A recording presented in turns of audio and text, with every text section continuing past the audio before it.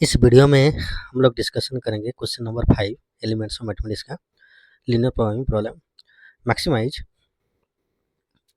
z equal to 3x1 plus 2x2। ठीक है, तो subject to -2x1 plus 2x2 less than equal to 1, x1 less than equal to 2, x1 plus x2 less than equal 3 and x1 x2 greater than equal 0। तो इसमें देखो 3 तो constant है, तो ये 3 मार्क का या 6 मार्क का हो सकता है।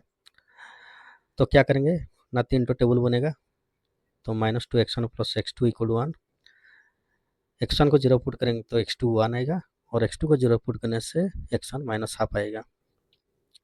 तो इस टेबल से हम लोग एक लाइन ड्रॉ करेंगे और उसका कांस्टेंट का हिसाब से चेक करेंगे।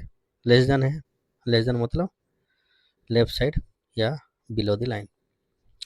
Similarly second equation x1 equal to 2, तो ये तो डायरेक्ट x1 का वैल्यू 2 ऑलवेज और x2 any real number. Similarly third equation x1 plus x2 equal to 3, तो x1 को 0 पुट करेंगे तो x2 3 आएगा, और x2 को 0 पुट करने से x1 3 आएगा। तो ये हमारा होगा लाइन नंबर 3। तो ये भी लेस देन है, तो 3 तो कांस्टेंट है हुए, और 3 तो कांस्टेंट का जो कॉमन रीजन आएगा, सॉरी माने जो सेट करेंगे वो लेस देन होगा, मतलब लेफ्ट साइड या बिलो दी लाइन। तो x में x1 ले और y एक्सिस में x2, तो x1 में x2 0 और x2 में x1 0 ओरिजिन।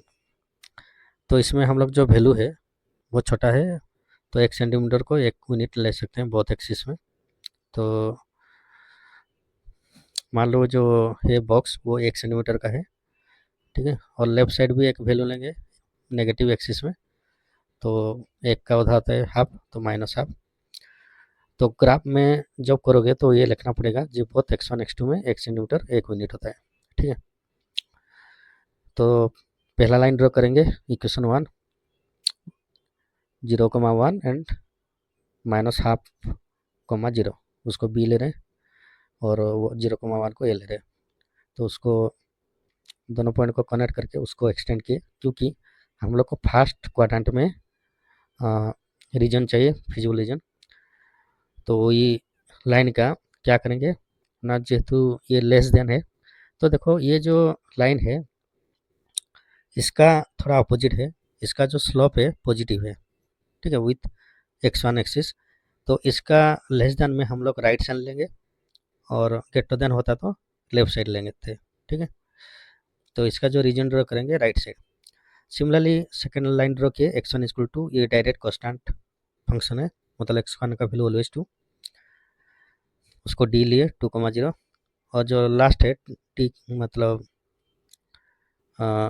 सॉरी इसको हम ले रहे ए बी, और इसको 2,0 को सी ले रहे, और वो डी ई, तो 3,0 और 0,3 को कनेक्ट किए। ठीक है, वो इक्वेशन नंबर 3। तो 3 तो लाइन हो गया। अभी देखेंगे कांस्टेंट जो है सब लेस देन है, लेस देन मतलब बोला था लेफ्ट साइड, लेकिन जो फर्स्ट इक्वेशन 1 है उसका राइट साइड होगा, क्योंकि उसका स्लोप मतलब पॉजिटिव है। तो हम लोग का एक कॉन्सेप्ट है, ग्रेटर देन होगा तो राइट साइड या अबव, लेस देन होगा तो लेफ्ट और या बिलो। लेकिन जो इक्वेशन 1 है वो उसका अपोजिट है, इसका हम लोग राइट लेंगे। ठीक है, तो ओनली फर्स्ट क्वाड्रेंट में ही करेंगे। ठीक है, नेगेटिव रीजन में हम लोग शेडिंग नहीं करेंगे। ठीक है, तो ग्रीन कलर का जो ड्रॉ किए लाइन, तो ये है हमारा इक्वेशन 1 का जो क्वेश्चन का कंडीशन राइट साइड। ठीक है, सिमिलरली इक्वेशन 2 का हम लोग कौन लेंगे, वो लेस देन है, लेस देन मतलब लेफ्ट साइड। तो ये देखो पूरा डायरेक्ट वर्टिकल है, मतलब ओनली लेफ्ट साइड लेंगे। ठीक है,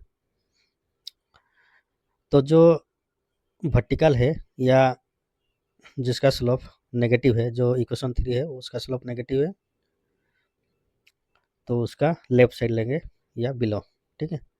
तो ये भी लेस देन था इक्वेशन 3 का, तो उसका लेफ्ट साइड का हम लोग कलर किए, ये पर्पल कलर, बैगनी कलर का, और सेकंड वाला ब्लू कलर है। तो तीनों का जो कॉमन रीजन होगा, कॉमन कलर किस में है, ओरिजिन से स्टार्ट हुआ 0 1 तक गया, फिर वो इंटरसेक्शन पॉइंट, फिर एक इंटरसेक्शन पॉइंट, उसके बाद 2, 0, ठीक है। तो ये है फिजिबल रीजन। फिजिबल रीजन में कितना कॉर्नर पॉइंट है, 1 2 3 4 5 कॉर्नर पॉइंट है, ठीक है। तो फिजिबल रीजन हम लोग का सोल्यूशन रीजन होता है, उसमें और बाउंड्री में सोल्यूशन रहता है, लेकिन हम लोग कॉर्नर पॉइंट में चेक करते हैं, ठीक है। तो फिजिबल रीजन पाने के बाद हम लोग क्या करेंगे, जो कॉर्नर पॉइंट है उसी कॉर्नर पॉइंट में हम लोग चेक करेंगे, जिसमें मैक्सिमम होगा वही सोल्यूशन है।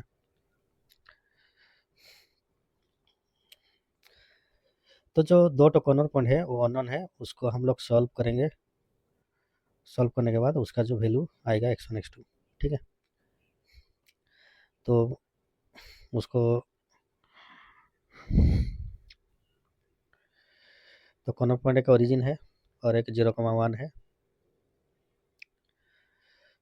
और एक उसको नाम दे रहे हैं मान लो, और एक जो 2, 0, और ये दोनों अननोन है, उसको सॉल्व करने के बाद निकलेगा f और g।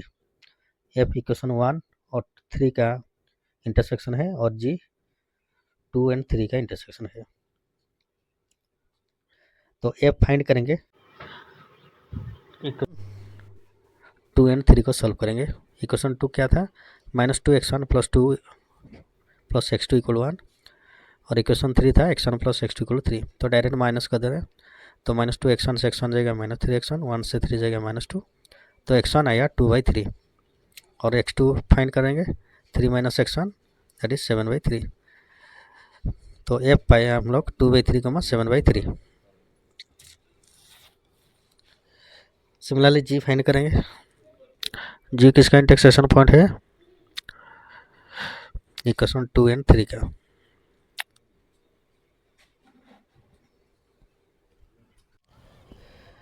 तो इक्वेशन 2 और 3 को सॉल्व करेंगे।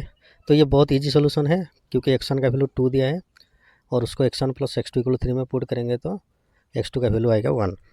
तो हम लोग को g मिल गया 2, 1। तो सब कॉर्नर पॉइंट मिल गया, 5 कॉर्नर पॉइंट है।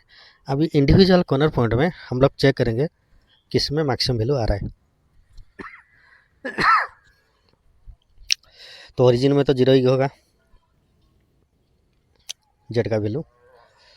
उसके बाद ए में चेक करते हैं 0, 1, तो x1 का वैल्यू 0 और x2 का वैल्यू 1। तो जेड का वैल्यू कितना था, 3x1 + 2x2, तो 3 × 0 + 2 × 1 दैट इज 2, ठीक है।